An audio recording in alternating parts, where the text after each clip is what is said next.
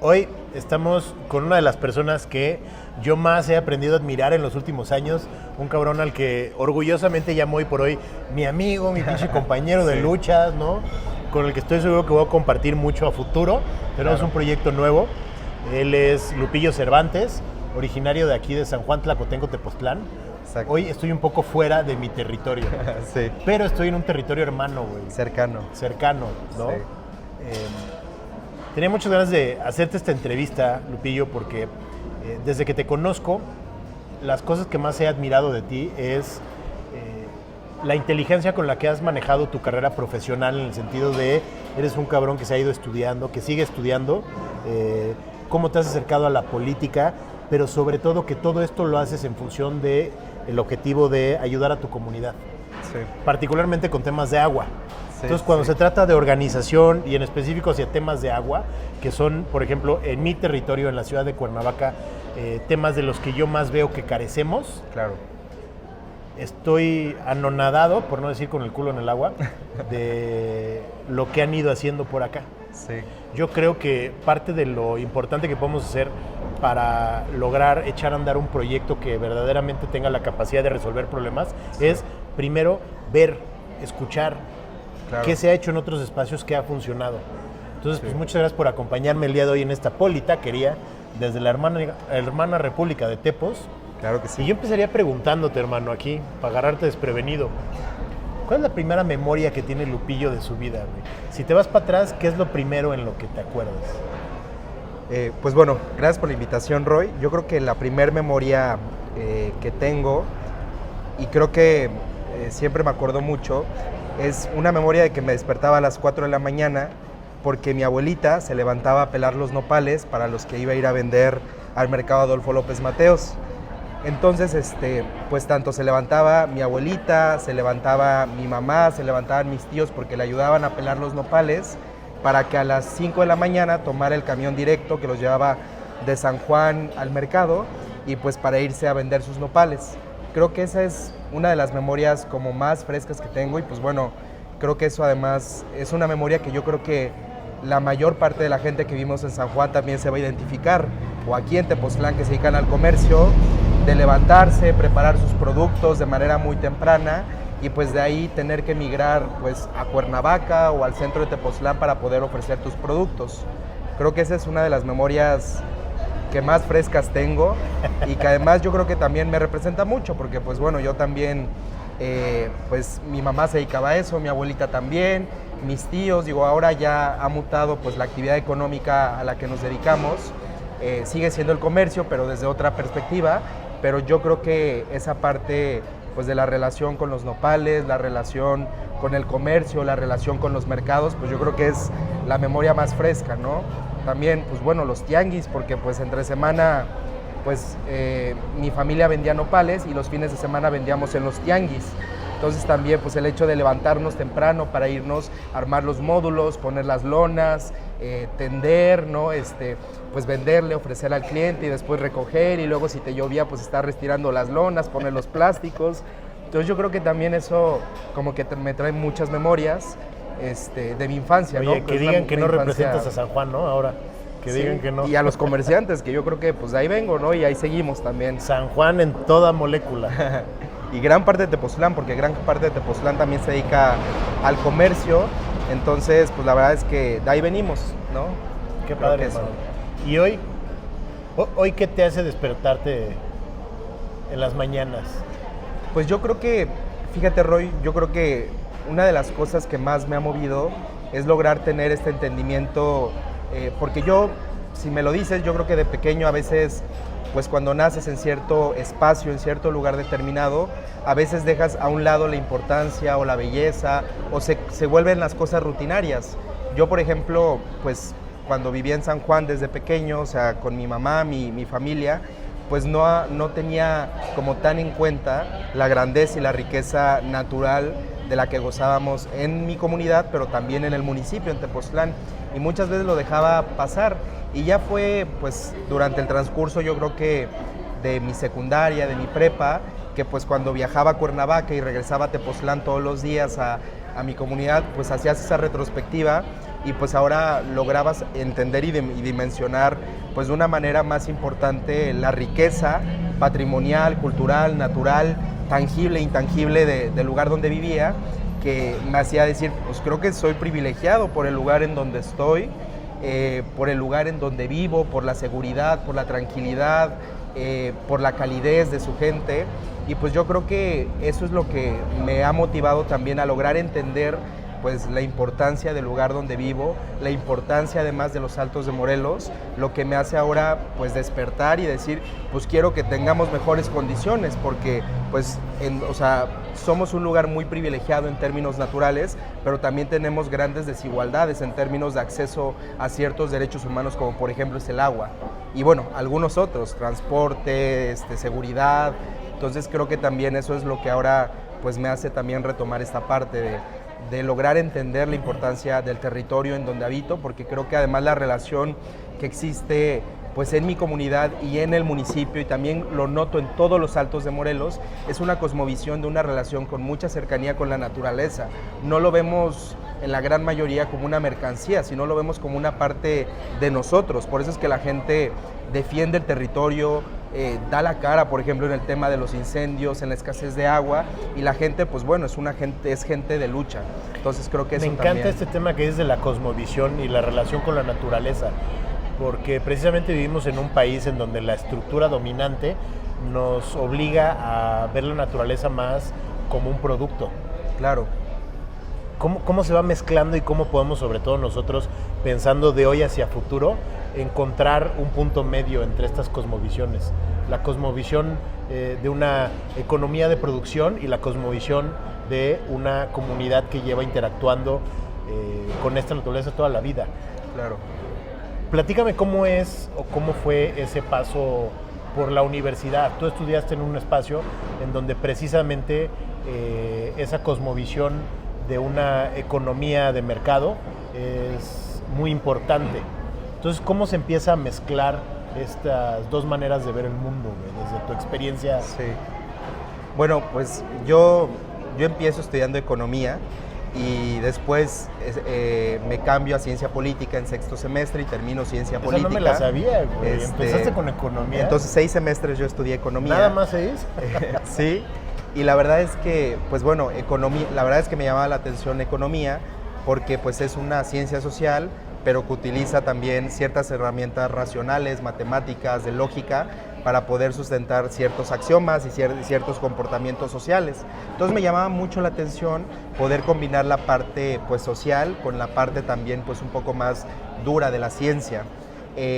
Después de eso me doy cuenta que en el proceso, que pues la economía, al menos la economía que te enseña en el ITAM, que pues es una economía pues ciertamente pues más técnica, más liberal. Dilo, como le gusta al presidente, güey. Neoliberal, dilo, más neoliberal. No, pero, o sea, en el sentido muy técnica, ¿no? O sea, sí, te enseñan justamente a entender lo que es una oferta, lo que es una demanda, todos son puntos de equilibrio, todos son números, todo funciona mediante ciertos axiomas racionales de que la persona pues va a actuar en función de la decisión más lógica, pero pues uno que al menos mi cosmovisión que venía de fuera, yo decía, pues así no funciona el mundo, ¿no? O sea, puede que entre mis preferencias el chocolate va arriba de la vainilla, e incluso un día probablemente puedo decidir la vainilla sobre el chocolate sin la necesidad de que ya tenga asignadas mis preferencias de manera racional, o no voy a asumir que siempre voy a escoger de esa manera. Y yo creo que a veces también pues esa manera de ver la economía pues como que no encajaba del todo. Yo decía, pues quiero pues irme más allá, y sobre todo me gustaba mucho más el tema racional, la historia económica, la historia también política, y lograr entender también cómo la política se relacionaba con la sociedad desde el punto de vista de cómo funcionan los poderes. Por eso es que también pues decido entrar a ciencia política. También en gran medida yo creo que hago pues no giro, porque pues la verdad es que estudiaba las dos, solamente, o sea, empecé estudiando las dos, economía y ciencia política, solamente que ahora dejé economía y me concentré en ciencia política. Okay. Lo hago porque también conozco una organización estudiantil, que la verdad es que la organización estudiantil que yo creo que Gracias, camión. que es la organización estudiantil que yo creo que me terminó de complementar como universitario, que se llama Debatitam, donde pues todos los días pues hacíamos debate, pero además debate de una manera muy interesante, era parlamentario británico, nos ponían mociones de cualquier índole, de cualquier tema, y nos tocaba preparar los casos, y pues además te asignaban las posiciones de manera aleatoria, podía que te tocara a favor o en contra, y la verdad es que esa actividad yo creo que fue la que más me fue envolviendo durante el proceso de mi universidad, y también fue lo que yo creo que me invitó un poco más a decantarme a la parte política, porque me di cuenta que también la parte de comunicar, de debatir, de empujar ideas, pues también al final del día es el precedente que hace para cambiar una realidad. Y yo decía, pues como que siempre tenía esa espinita de hacer política, y creo que el debate fue lo que me empujó de esa manera de decir, pues si levanto la voz, si doy un discurso, si doy un argumento, pues eso puede definir muchas cosas. Y yo creo que también además era una responsabilidad, porque pues también el hecho de dar un posicionamiento, un argumento, un fundamento, pues también es una responsabilidad en términos de que esa opinión,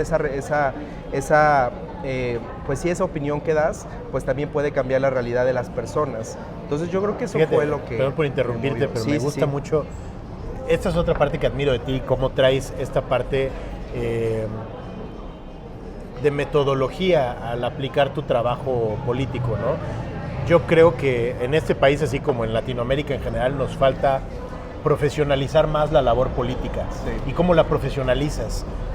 El debate se me hace un medio, un método a través del cual se puede lograr eso de una manera muy interesante, ¿no? Sí. Porque lo que estamos tratando de hacer nosotros dentro de política es convencer a la gente de que el camino hacia donde tenemos que organizarnos es hacia acá o hacia allá. Sí. Y eso solo se puede hacer a través de argumentos sólidos, Sí. que te permitan explicar el por qué crees que es para acá o para allá, ¿no? Sí. Además, creo que también algo de lo que aprendí, que creo que lo he valorado mucho actualmente ahora que pues estamos incursionando en la política, es que el debate también te da cierto sentido de tolerancia hacia las ideas del otro, porque muchas veces te toca defender ideas con las que no estás del todo convencido, pero en el proceso que te toca generar los argumentos, que te toca generar obviamente los axiomas sobre los que vas a defender ese caso, pues te vas dando cuenta que no es un caso pues del que todo a lo mejor no coincidías, ahora sí coincides a lo mejor en cierta parte porque te vuelves empático, te toca ahora estar en la posición del otro, y creo que eso es pues una característica que necesitan los políticos, saberse poner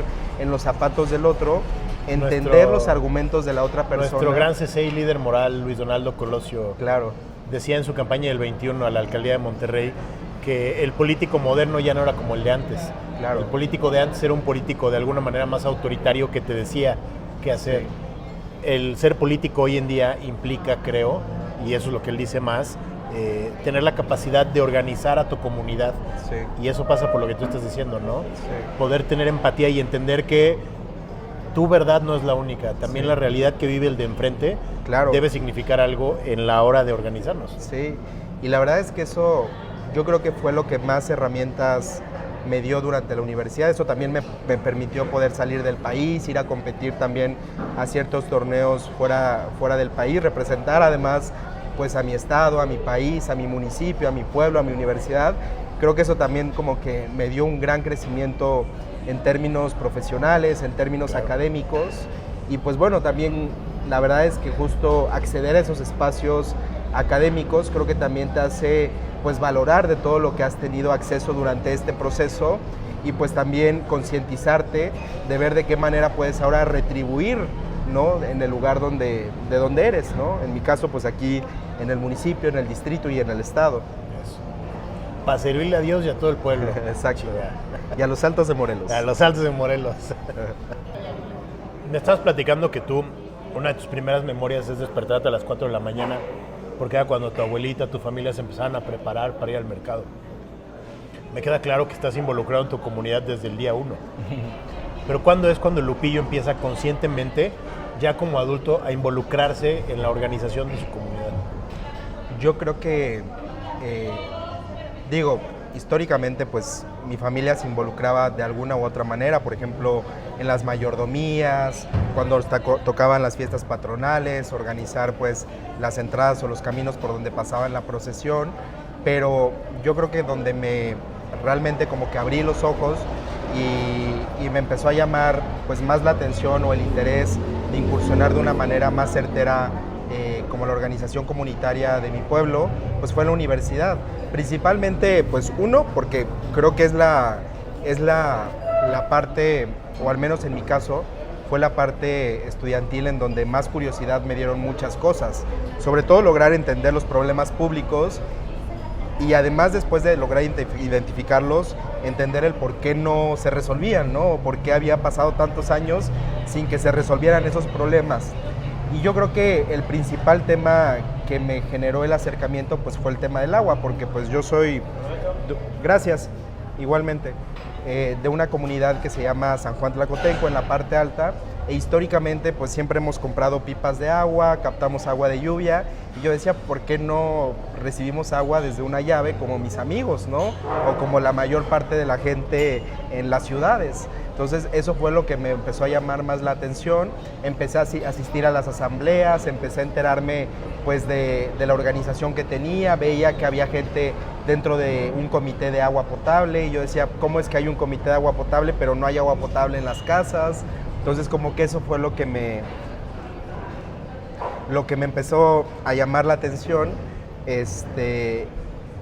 entender esos problemas, ver esos problemas públicos, ver que no se resolvían y ahora lograr entender desde una visión pues más crítica el por qué eran las razones de por qué no se resolvía, ¿no? Sí, claro.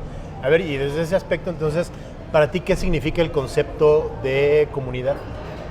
Pues para mí, digo, creo que, o sea, para mí algo fundamental es que la comunidad, y al menos como yo lo he vivido, porque, o sea, San Juan es un pueblo al final del día, la mayor parte de la gente nos conocemos, las familias, los apellidos, y creo que una población no necesariamente es una comunidad, pero una comunidad sí necesariamente es una población. ¿Y a qué me refiero? Porque la comunidad yo lo veo como pues un grupo de personas que puede que seamos o no seamos familia, que seamos o no seamos amigos, pero convivimos en un cierto espacio determinado y compartimos además ciertas necesidades y ciertas visiones en común. Entonces yo creo que en mi caso particular, pues yo veía la comunidad como esa manera de organización dentro de un espacio con necesidades comunes y también con retos públicos comunes. Entonces para mí la comunidad yo creo que va por ahí, ¿no? Oye, ¿cuáles han sido, por ejemplo, esos retos? ¿Cuáles son los grandes obstáculos que han tenido ustedes como comunidad frente, por ejemplo, al agua? Con respecto al agua, creo que el tema pues más complejo y por el que yo te decía como que no lograba entender por qué no teníamos un sistema de agua potable pues eficiente, de cierta calidad, que tuviéramos agua de manera es algo permanente. que no solo pasa en Tepos, En Tepos, pasa en Cuerna, en el estado. Cuerna y en todos los altos de Morelos, pues porque por la situación geográfica en la que se encuentra toda la parte norte de Morelos y parte también de las orillas de Cuernavaca en la gran mayoría, pues es que no tienen pues un acceso suficiente al agua, solamente lo tienen de manera tandeada y no permanente. Pero el punto del por qué decido pues realizar esta parte de lo del tema del agua, lo que yo he visto como pues en términos más complejos, pues es uno, el tema de que pues no tenemos un sistema de agua potable con un sistema centralizado de rebombeo de agua, o sea que tú abras tu llave todos los días y encuentres agua o tengas una cisterna donde siempre esté cayendo agua, eso no pasa. Lo segundo también, la verdad es que creo que es también un tema, el costo del agua, o sea, es muy caro. Y yo lo que decía es como, pero no entendía eso, porque yo decía, pues caray, vivimos bien lejos, ¿no? En un lugar muy privilegiado, con mucha naturaleza, y estamos pagando pues unas cantidades pues muy absurdas en términos de precio, y yo decía, pues no coincide el costo que pagamos por el agua con respecto a los ingresos que tenemos aquí en la comunidad, y también pues haciendo esa retrospectiva yo decía, pues ¿por qué en otros lugares pues que tienen ingresos más altos pagan costos de agua más bajos? O sea, como que no lograba entender esa perspectiva. Entonces yo creo que el tema del costo, el tema del acceso, siempre ha sido como un tema que me llamaba la atención y que traté ahí de buscar por dónde. Fíjate que yo, en mi experiencia de caminar Cuerna y ver cuáles son estos problemas alrededor del agua, que yo me he metido en los últimos años también a tratar de entender qué pasa en específico en una ciudad urbanizada como Cuerna, he identificado que hay al menos 3 tipos de problemas Número uno son en las colonias en donde tienen el servicio, en donde pueden pagarla, pero que se desperdicia, y sobre todo que esa parte de la comunidad se queja mucho de que el agua se desperdicia por mal mantenimiento, ¿no? Por fugas y esto y aquello. Luego hay otros espacios en donde también tienen el servicio, pero está muy limitado por una mala administración. Se les da el agua por tandeos, tienen determinadas horas al día, más bien a la semana, y son muy desiguales las cantidades de horas que tienen. Y luego hay una tercera parte de la sociedad de Cuernavaca, por ejemplo, en donde de plano ahorita todavía no tienen ni siquiera la infraestructura para contar con el servicio del agua. Entonces sí son diferentes como obstáculos, diferentes variables que atender de un mismo problema si lo englobamos dentro del tema del agua. Sí, totalmente. ¿Cómo se han organizado ustedes para enfrentar esos retos? Pues mira, yo creo que la clave fundamental de esto ha sido la organización comunitaria, en términos de que pues tener un comité de agua que esté activo, que sea participativo y que además tenga la capacidad de gestión también con el ayudante, con nuestras autoridades municipales, con nuestras autoridades estatales, y también yo creo que el acompañamiento de organizaciones civiles no gubernamentales y organismos también internacionales ha hecho pues lo que nos ha reforzado o nos ha empujado a tratar de resolver esta problemática. Pero yo creo que ha sido una combinación entre varios actores internos de la comunidad, también pues gestores dentro de la comunidad donde yo me incluyo, miembros también del comité, donde también pues estoy, la parte de la sensibilización también del tema del agua, yo creo que ha sido fundamental para poner el tema en la mesa y tratar de pues lograr entender la problemática y resolverlo, porque la gran mayoría no, pues la verdad es que solo, pues la gran mayoría dice pues no tenemos agua y pues la pipa ha sido lo de siempre y hay que seguir por ese camino y seguir captando agua de lluvia, ¿no? Ahí te va una pregunta un poco preparada sobre el tema, porque ya sé un poco cuál va a ser tu contestación, no creo saber, a ver si no me equivoco. ¿Cómo les ha servido esa misma organización en torno a resolver el problema del agua a la hora que lo trasladan a otros temas? Sí. Es decir, esa misma organización les ha logrado funcionar para estar ya organizados para otros problemas. Sí, mira, yo lo que me he dado cuenta es que algo interesante que cuando empiezas a participar es que te topas con mucha gente que también tiene una visión similar a la tuya, ¿no? De que dices, pues no porque pues toda la vida no hemos tenido acceso a este derecho, pues significa que vamos a seguir con eso, y que hay gente que todavía tiene el ímpetu o la esperanza de que se pueden cambiar las cosas.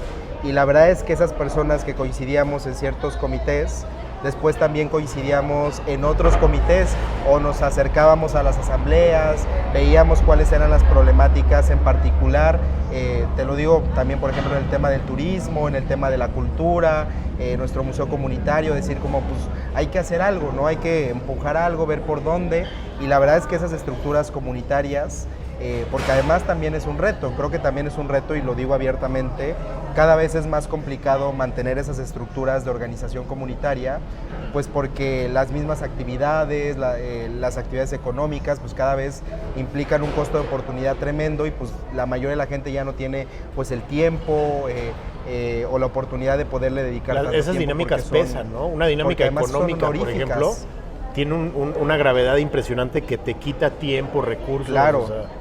Y además todo es honorífico, ¿no? Y muchas veces pues también pues estás tú contra la inmensidad de los problemas que a veces no dependen de ti, que te vas dando cuenta que pues son pues temas gubernamentales, a veces hay unas asimetrías de información muy cañonas, pues porque pues solamente somos personas de una comunidad tratando de resolver un problema de agua y pues la verdad es que la comunicación no fluye por temas pues partidistas, por temas de egos, por temas de economía. Eso es a lo que me refiero con el tema de que de repente hay ciertas variables con una gravedad que pesa mucho, ¿no? En un municipio como Tepos, que gira tanto en torno a el desarrollo económico, pues cuando los restaurantes están, por decir algo igual y me estoy equivocando, ¿no? Sí, es por poner un ejemplo, pero cuando son los restaurantes los que están pidiendo el recurso del agua y los restaurantes tienen dinero para pagar lo que se tenga que pagar para jalar el agua hacia acá, pues están afectando indirectamente a estos otros espacios, ¿no? Sí, o sea, cualquier acción, o sea, repercute en un tercero, ¿no? Al menos en el tema del agua aquí en Tepoztlán y aquí en los Altos de Morelos. Yo pues tenía mucha esa inquietud porque yo decía, por qué en el centro pagan determinado costo muy accesible para tener agua, que además actualmente ya no lo tienen. En ese entonces pues sí había una cantidad fluida de líquido vital. Yo decía, ¿y por qué en estas comunidades pues aún no lo podemos tener? ¿Por qué tenemos que pagar pipas tan caras?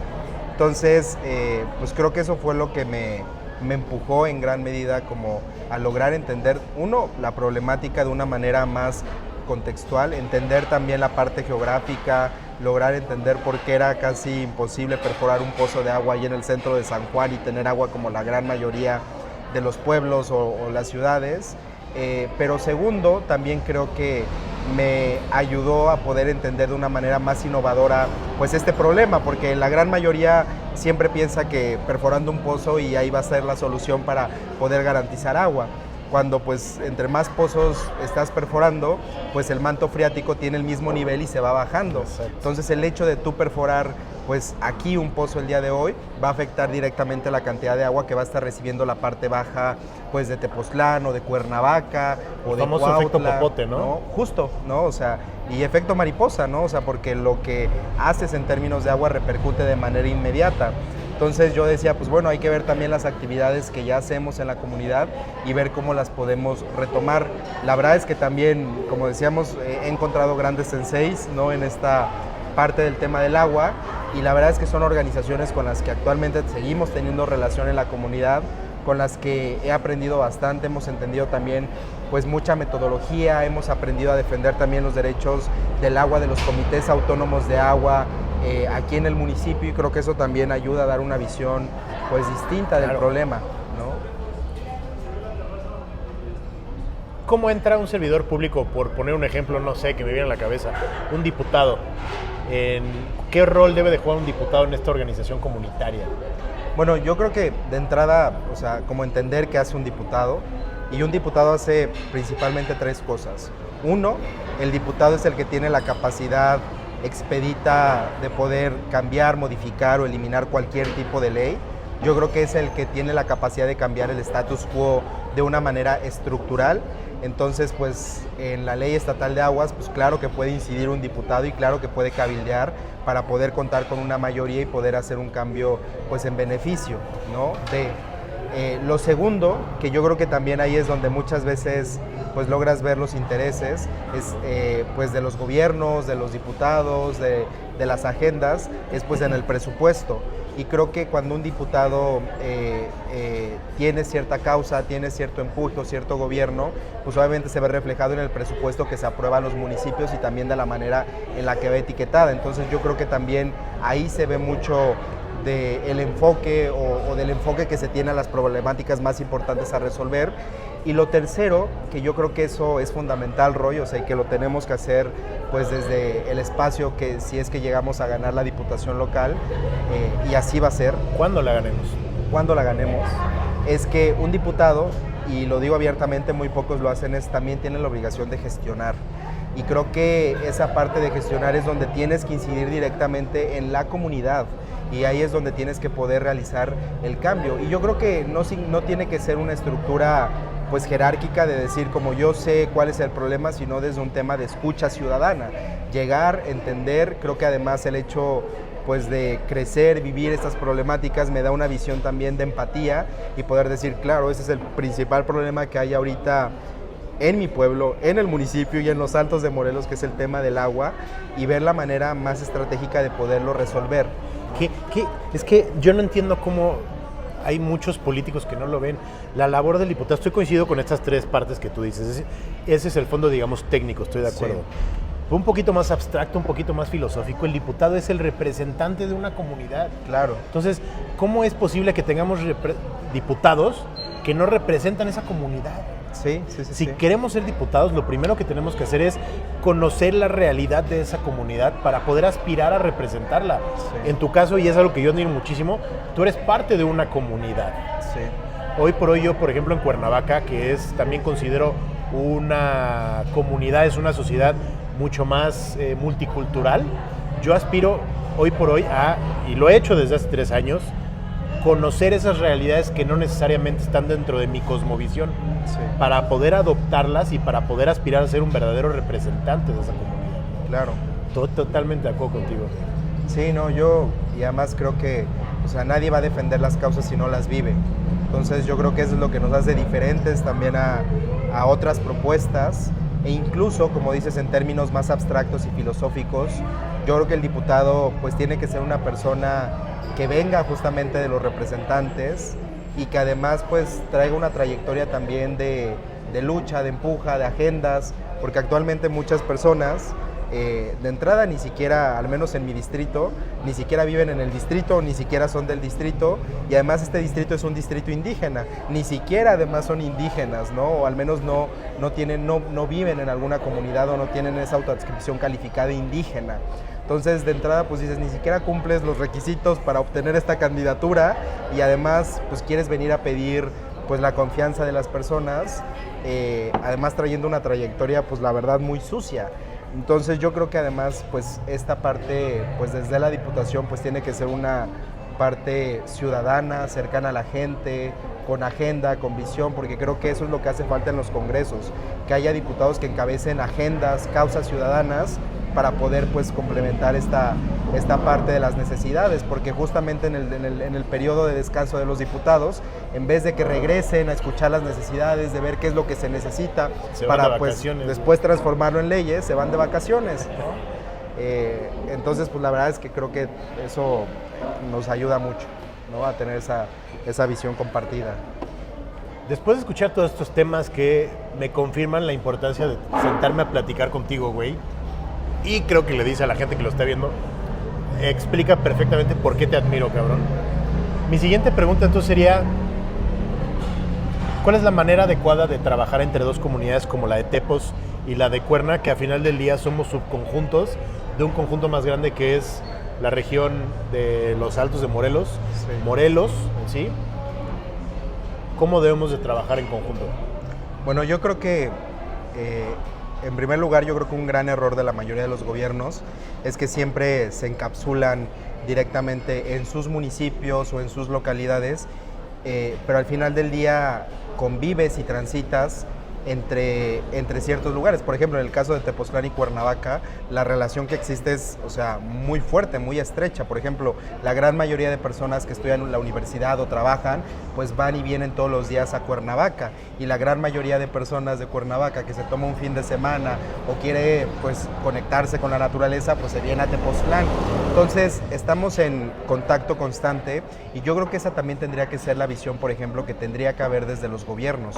Por ejemplo, en el caso de la seguridad, o sea, si pasa un delito, pues yo creo que tendría que haber una comunicación de manera muy estratégica y con mucha comunicación entre Tepoztlán y Cuernavaca, porque los límites son muy, pues son extensos, tanto con Cuernavaca como con Yautepec. Entonces, pues creo que de entrada tendría que haber esa disposición política o esa voluntad política para poder colaborar de manera conjunta. Y segundo, ¿no? O sea, creo que además los temas o los problemas públicos, pues muchas veces no son exclusivos de un municipio, sino que son, pues, ahora de toda una región. Y ese es el caso pertinente tal cual del caso de Morelos con el tema del agua. No es un tema ya exclusivo simplemente de Tepoztlán o de algunas comunidades de Tepoztlán, sino que ahora ya es un conjunto principalmente del estado de Morelos y sobre todo esta parte norte de Cuernavaca también y con la parte pues de Tepoztlán, de los Altos de Morelos, a diferencia por ejemplo de otros municipios que pues son pues de un corte a lo mejor de balnearios, ¿no? Como la parte del sur del estado, que pues son además agropecuarios o donde pues tienen muchos sistemas de riego, donde pues el agua al menos hasta el día de hoy no ha sido un problema para ellos. Pero en el caso de Cuernavaca y Tepoztlán creo que coincidimos pues mucho con esa parte de que tenemos problemas públicos en común muy interesantes y que creo que se tienen que resolver de la misma manera pues en conjunto. Y es esta complejidad que implica la realidad actual, ¿no? Tenemos que trabajar no solamente en lo local, hablando de un municipio, sino que tenemos que trabajar también precisamente en cómo se mezclan la regulación de un municipio con la del otro, ¿no? Que vamos junto con pegado. No somos Cuernavaca, exacto. Ustedes son Tepoztlán, nosotros no somos Tepos, somos Cuernavaca. Sin embargo, estamos ya mezclados, un poquito como gemelos pegados al nacer. Justo. Y por ejemplo, eso pasa también de tener una visión pues más regional, por ejemplo, con el tema de las áreas naturales protegidas.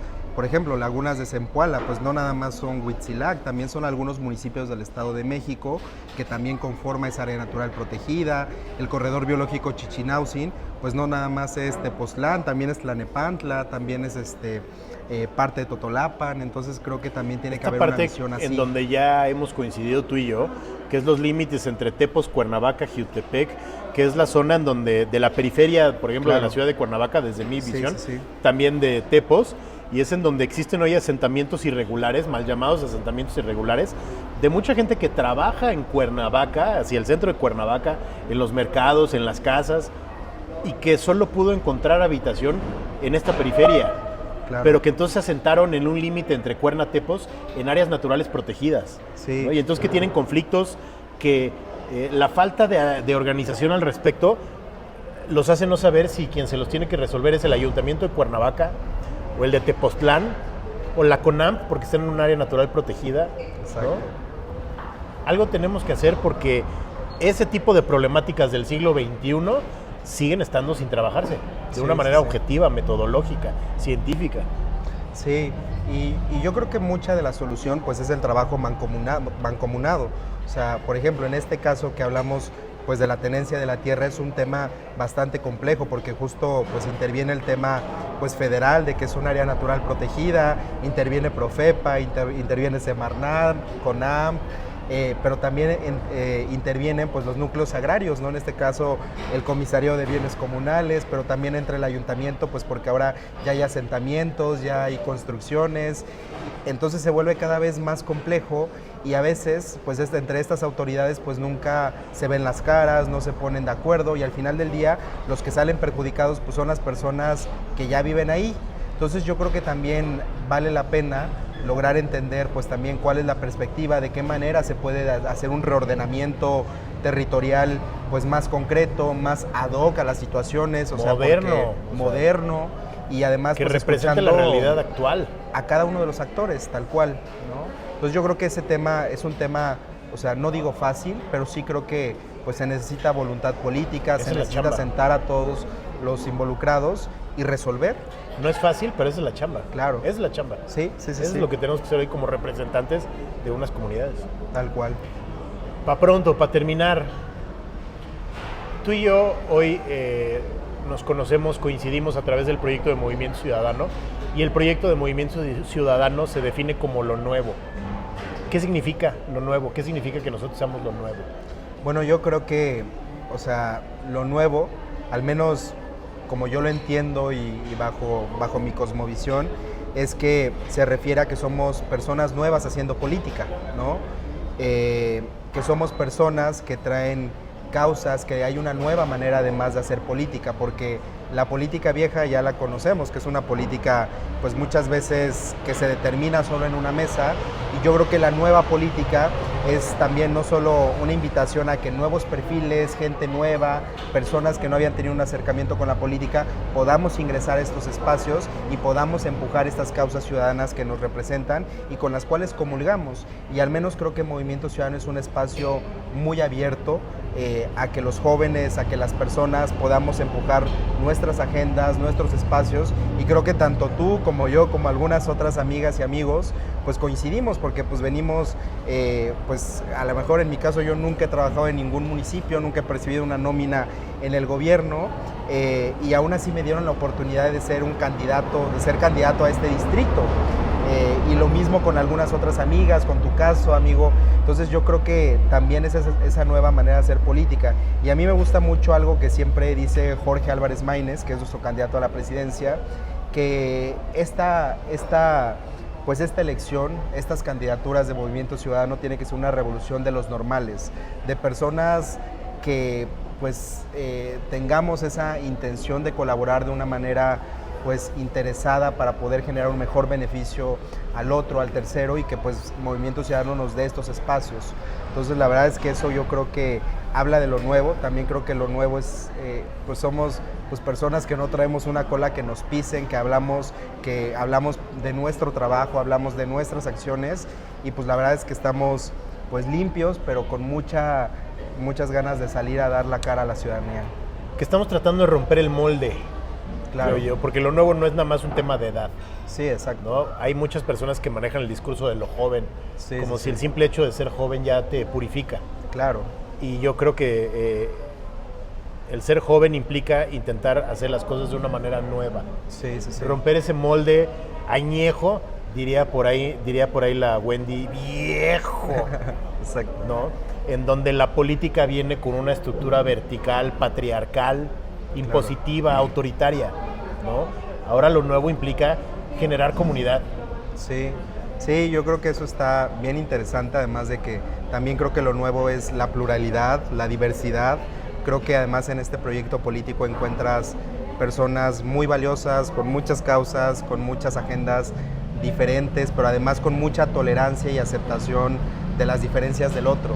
Entonces también creo que esa es parte de lo nuevo y como decías, creo que también lo nuevo no va relacionado necesariamente con la edad, sino con las prácticas tradicionales que han hecho los políticos viejos, ¿no? Pues amigo, Cabrón. un gustazo. El gusto es verdaderamente mío. Y el mayor de los éxitos, mi Roy. Eso, gracias amigo.